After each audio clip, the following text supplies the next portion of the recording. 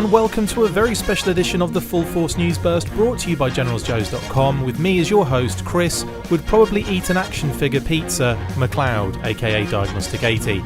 On this instalment of your absolutely favourite kind of burst, I am joined once again by Jesse Destasio of Toy Pizza to chat some more about his Action Figure of the Month Club project that is currently up and running. So without further ado, let's get stuck into this news burst. In November of last year, we interviewed the two men behind Toy Pizza, Jesse Destasio and Nicholas Fung, about their Kickstarter campaign that successfully funded in just 5 days. Action Figure of the Month Club exceeded the initial funding goal, receiving over $38,000 of a $20,000 goal and unlocking some sweet stretch goals. The first figure, the Metaruder, has shipped out to backers, and February's figure is on its way and in some hands already, which is great. I have managed to get Jesse on the show yet again to chat about how it's all going. First off, Jesse, thanks for jumping on again. How are you doing, and how is life after the Kickstarter? I am doing well, and Chris, I'm going to give you some game-changing branding advice. Yes. I think we know and we love Chris McLeod. I think it's time to drop the Diagnostic 80. I don't think it sounds like a holdover from AOL Messenger back in the early days of the internet. I think we know you without the moniker. It's time to fly on your own merits, my friend. Okay, I will. I'll take that into consideration. Absolutely, I'll have to be a lot of rebranding, but no, that's fine. Well, how are you getting on then, Jesse? How is it after the Kickstarter? It's going really well. I think, we're bigger and our volume's larger. We have a lot more orders. We have a lot more new customers. Fantastic. So.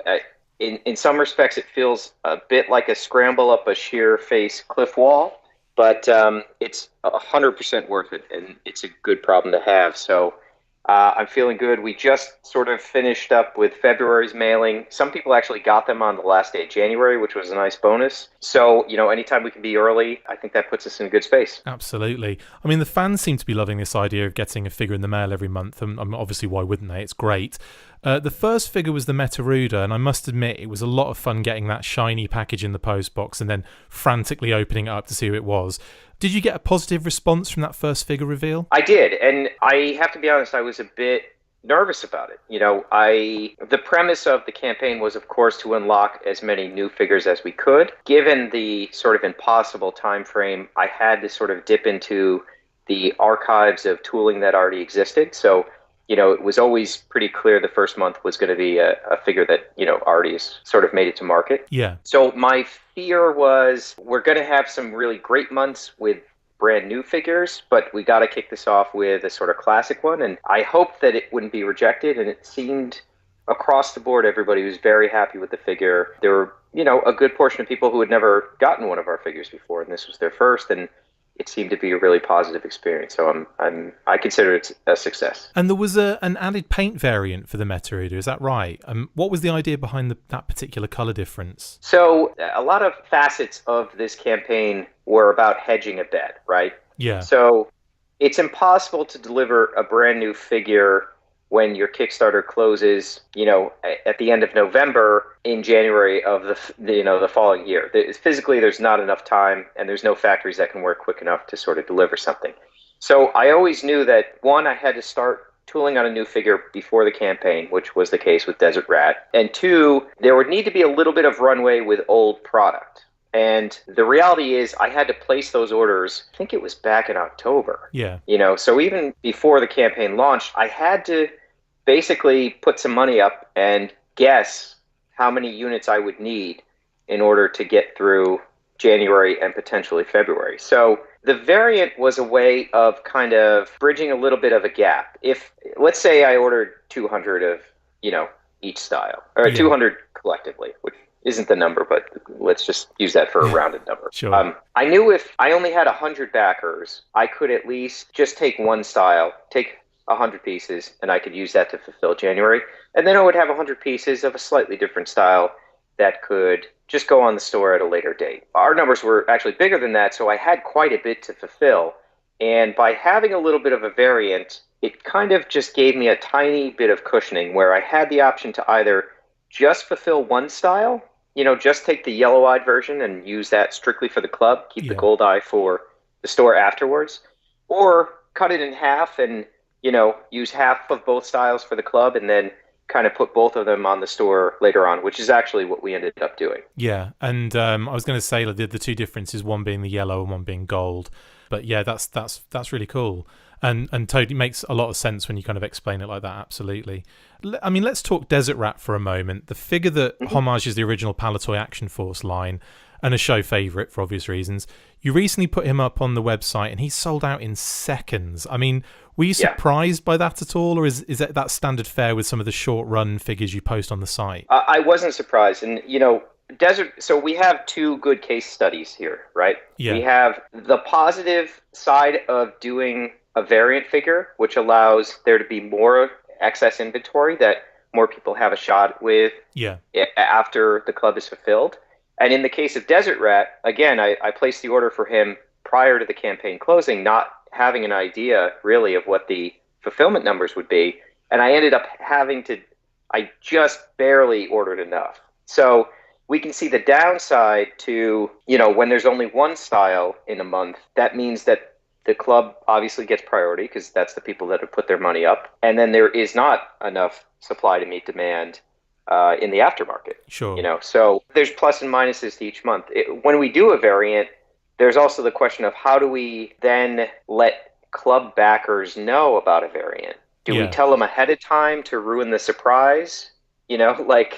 That has its own sort of liabilities that have to be dealt with. So, this is a very ambitious project, and there aren't any right steps here. They're just it's all kind of a work in progress. And I think as we gear up for 2020's Action Figure of the Month Club, which will start enrollment in November of this year, these are all really great lessons. Not much is going to change, though, because this is such a wildly moving target. Yeah. But it's good to see what a variant month looks like and what a sort of solo month looks like. Yeah. So coming back to what you said about the variants there, it's one of those things that's always been, I think, a big part of the collector community, and that is the kind of almost digging around for those different like variant figures that people might not be aware exist because the variants might be so minute.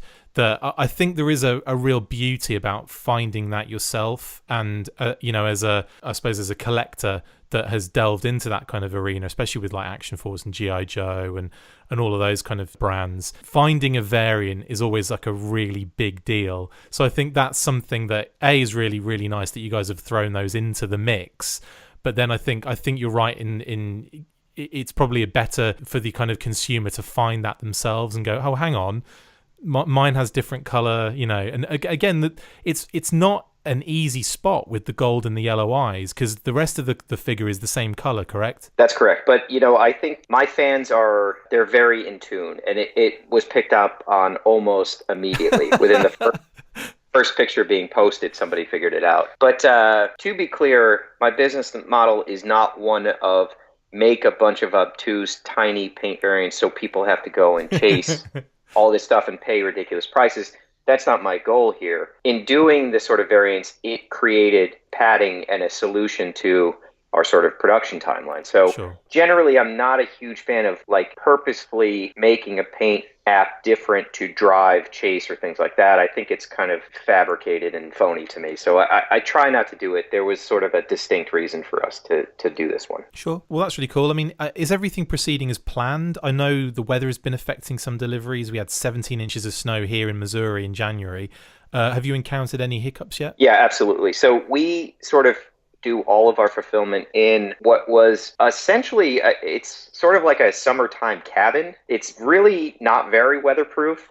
It's not great for the sort of extreme times of the year. Yeah. But it is a space that is totally dedicated just to this. And there's enough moving around area where, 2 or 3 people can kind of be on an assembly line. So the brutal cold that we had experienced with, 0 digits, it really set us back because we physically can't be out in the workshop for very long. We do have there's a very piddling sort of electric heat system that isn't really great. And then there is a decrepit wood stove, which just adds a smoky flavor to all the toys we So, that, and I'm in a rural area, USPS there's no guarantee they're going to come by and pick stuff up, not in below zero weather. So we got hit pretty hard. It did impact our fulfillment. And I think some people are still, some people got their goods on January 31st. Some people are probably still waiting just because it really had a ripple effect with how we rolled this out. Yeah. I mean, I've been having a look on the fan sites and all the different kind of Facebook groups and stuff like that. And no one seems to be kind of like put out, though. Like everyone seems to be quite, upbeat about the whole thing, even if they haven't received anything yet. And I've noticed a lot of people are getting deliveries, even in difficult situations. So more power to you guys for actually managing to kind of fight through a lot of that. That's pretty impressive. I mean, usually, like especially in the UK, when the weather gets really bad, things just shut down completely. So, and it has been extremely bad this time round this year. I think more so than I've ever known it in this country. But yeah, in any case, what's been the best aspect of the process for you so far? My favorite time in all of this is when that first customer photo pops up. Right. And then it's usually a deluge within the next day or two. I literally do it for that because, I'm sitting here with 4 or 5 packages of toys that arrived while I was gone, and I'm sort of opening them up and going through them. And I love that feeling. And the fact that I'm able to create that for my customers, and then they feel compelled to share that, that's what it's all about for me. And it just feels like an abstraction until it's in other people's hands and they start doing their customs and they start taking photos and they start posing them. That's when the process sort of becomes tangible for me. Yeah, and I was also gonna ask as well, like, are there any upcoming figures that you're just really excited? Obviously, you don't have to tell us what they are, but are there any kind of like down the road that you're really excited to see the response for? Yeah, I'm happy to sort of make an announcement here on this show that the March figure will be a DIY figure. So we're going to jam pack the month with a blank core figure, but a ton of accessories that you're going to get. I allowed a monthly budget for every month of the year, and I blew through how much I'm spending on March's month because I think the customizers are a key part of this. And I wanted to sort of give them a style that hasn't been released yet and pack it full of gear so that they can make what arrives into any number of different combinations and concoctions, and hopefully they're sort of compelled to share that. That's awesome. Thanks for the reveal as well on the show. Hopefully that's going to be really exciting for the people getting that March delivery. I can't wait to see what people do with it as well on the Facebook groups and stuff. So that's been a nice kind of thing as well, kind of seeing, kind of all the people kind of doing their different things on there. And Derek, who kind of hooked us up in the first place, I saw his Visionaries post, the kind of Visionary staff type custom that he'd kind of created for the figures, which I thought was unbelievably cool as well. And like, so yeah, I've been really close kind of looking at what people are kind of doing with them, and it's some really fascinating stuff. You guys must be really proud of what you've kind of achieved so far. Absolutely. And look, I think, Derek is a great example of somebody who, if he keeps on the path he's currently on, I think he will be making his own toy projects, within the next 5 years or so. Fantastic. I think the way he sort of approaches these and the level of care he puts into them, and even his sculpting, it's improving by bounds and bounds with every project he does. And I think, there are a lot of people who want to be making their own toy projects and bring them to life. And for any number of reasons, it just won't materialize for them. Yeah. But I think if Derek keeps sort of plugging away at it and just going through the craft and not being intimidated by needing to spend a couple of years to hone that craft, I think, we could very much be buying his toy line awesome. Before the decade closes out. Derek, you need to get the Visionaries license.